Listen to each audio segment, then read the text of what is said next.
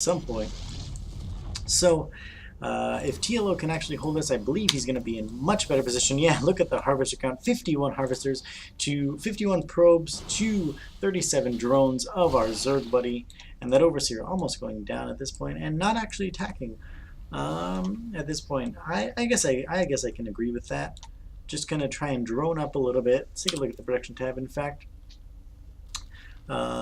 Another hatchery, yep, a macro hatch going down in the main base. Just gonna try and get to use all of his money that he has without, you know, macro hatch. It's basically what it sounds like. You macro with it. You use it to get these extra larvae out. And a big push coming in from vVvRigid. The question is, will LiquidTLO be able to hold this? If he can get some good baneling hits off on all of these Zerglings, that will be very, very good indeed. But some Stalkers coming in and trying to pick off some of the Banelings. Pick off one.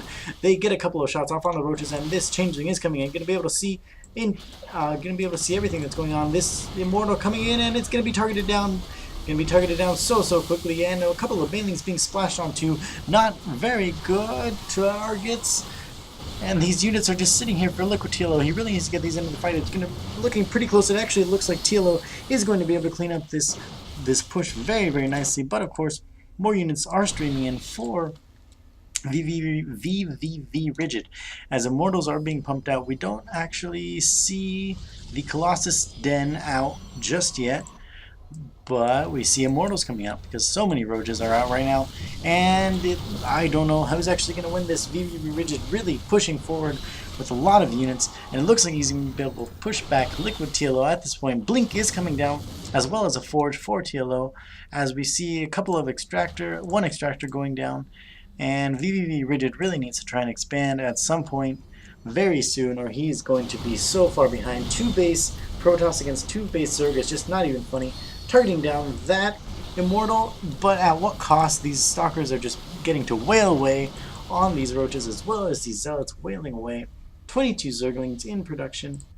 I'd rather that actually be some sort of hatchery, either here, or some drones to actually saturate this base.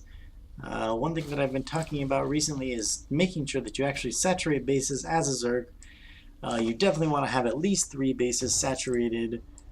I mean, if possible, but if you have only 2, you definitely want to have them saturated. That's just, I mean, that's just reasonable. That's something that's pretty obvious.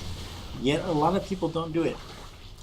Instead of those 22 Zerglings, he could have made 11 drones, and then later on, as those drones kicked in, he could have made more of them. And actually, he did Maynard a couple of those because these patches are looking so bare. If he doesn't get up, he's getting a Spire up right now, so maybe gonna try and harass with some mutas. I'm not sure I agree with that. He needs to get this hatchery up, but these Stalkers are gonna be able to force a cancel on that hatchery, and he really needs to have his units out there if he's going to try and make a hatchery. Losing a couple of Overlords, just a little bit of sloppy play coming in from vVvRigid. But of course, he is playing LiquidTLO, an absolutely excellent player. Baneling speed is coming in for our Zerg buddy, Centrifugal Hooks, and we do see a Templar Archives coming down also for LiquidTLO. See what he's going to want to do with that. Most likely, obviously, he's going to get Storm, High Templar, whoa, and a pretty big surround coming in here from a ton of Zerglings. These Zealots are actually out of position. They really want to be on the outside, taking all the damage from the Zerglings, but a ton of Stalkers actually get taken down there, and these Immortals are not long for life, as they are going to be targeted down very quickly, but actually a lot of these Zealots surviving, and they're going to be able to ward off all of this. And a big blink coming in, taking out some Overseers from our Zerg buddy Rigid, and TLO looking like he's going to try and push his advantage just a little bit, actually overextending himself just a little too much. Those Zerglings are going to be able to run in and try and get us around. Of course, there is blink on these Stalkers, so we'll be able to blink them out just in time before they die. Immortals actually is so bad against Zerglings, but they're doing a decent amount of damage. I mean, they still do a decent amount of damage. They just die so quickly for their cost. More Zerglings being being pumped in, but at this point TLO is in such a dominant position. If this base doesn't get up for vVvRigid, that is absolutely GG, and this base is actually up for TLO. So at his main, which is completely mined out, he's going to be able to transfer over so many probes and immediately saturate this base while he is researching Storm. So that is actually quite good against Zerglings. It does a ton of damage if you can catch them in a Storm. But usually when you catch a couple of Zerglings in a Storm, you catch a ton of Zerglings because they do tend to bunch up very close together. And if Rigid is not able to hold this position right here, it is going to absolutely be GG. And this is a scary force for LiquidTLO. Even throwing down a cannon. No, he's not going to throw down a cannon. Yep, throwing down a couple of cannons to fall back to if need be. I really hope that he puts these Zealots out in front, as that has been a little bit of a mistake that TLO has been doing. Really, you want your Zealots out in front, taking all the damage from Zerglings, because Zerglings just don't do a lot of damage to Zealots. They in fact have so much life. 15 Banelings being morphed in right now, and a ton of Zerglings are actually out. If he can get a good surround, this will actually be huge, but TLO, of course, blinks up to the high ground. He does have that observer there to spot that high ground, so he blinks up, and a ton of Banelings being morphed in. They do have that speed.